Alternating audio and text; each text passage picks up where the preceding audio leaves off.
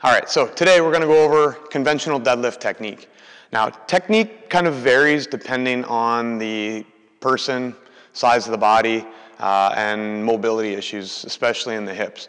I'll show you kind of how I set up the deadlift, and I'll give you a few different options, again, depending on some of the different variables that we could potentially encounter, depending on a lot of different things. So the very first thing is to find your power position. So for me, I like to test power position, or at least find power position with, I'll do 3 tuck jumps. In this case, I'll just show you 1. But when you land, figure that's kind of your power position. That, for me, is my deadlifting position. So I just tuck jump up.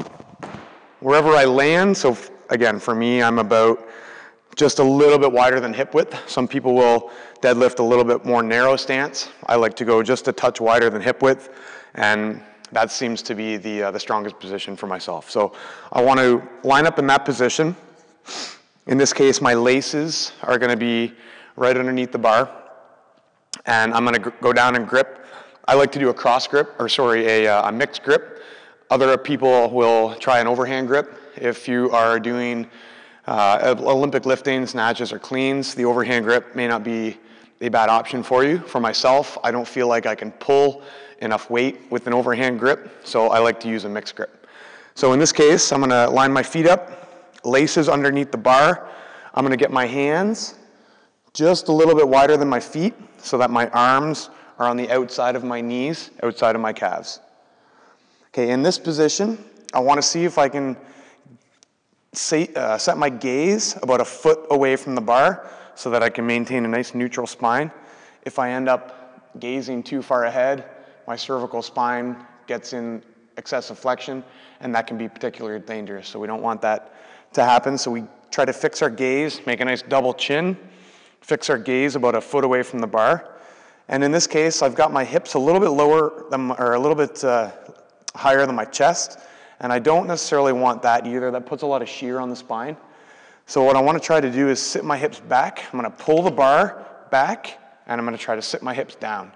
Depending on the length of your torso and the length of your limbs, will kind of determine how low you can sit in that initial setup phase.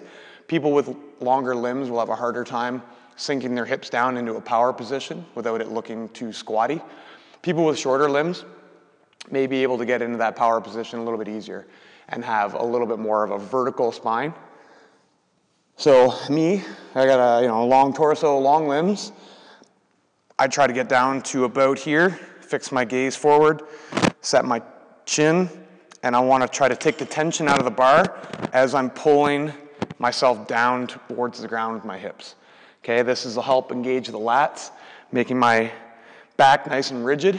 Another cue we use is to try to squeeze 2 pieces of paper in our armpits. So you're going to pull the bar back, squeeze the paper in your armpits as to not let it out, and that should make your back fairly rigid and nice and strong. So again, I'm gonna pull the bar, take the tension out, fix my gaze, double chin, push down through my heels, engage my glutes, take a big breath.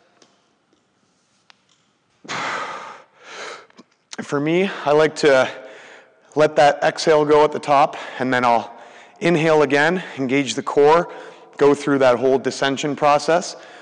I bounce a little bit at the bottom. Typically, I don't reset up, but a little bit of a negative with an eccentric, and then I'll come right back up again with a solid, nice tight core. So I take a big breath.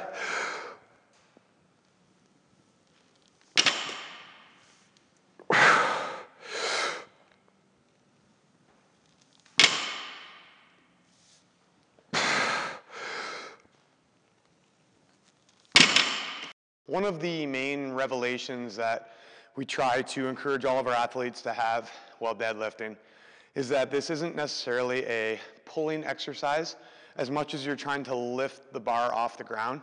This is more of a pushing exercise. So once athletes trying to kind of figure that methodology out, it becomes a little bit easier, and it's a heck of a lot safer too. So again, if you think about getting nice and tight, your whole upper body, including your hips, a little bit of your glute and hamstring activation as well. Just make sure everything's really, really rigid.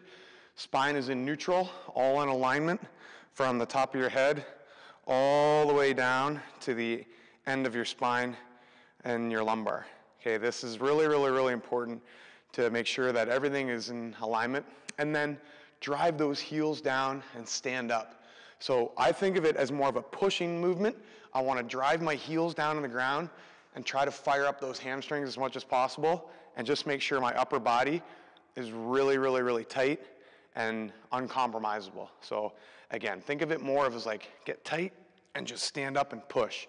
That'll help you really activate the muscles that are supposed to be activated as well, instead of putting that shear on lumbar spine and thoracic spine where it's not safe and it's definitely not efficient either.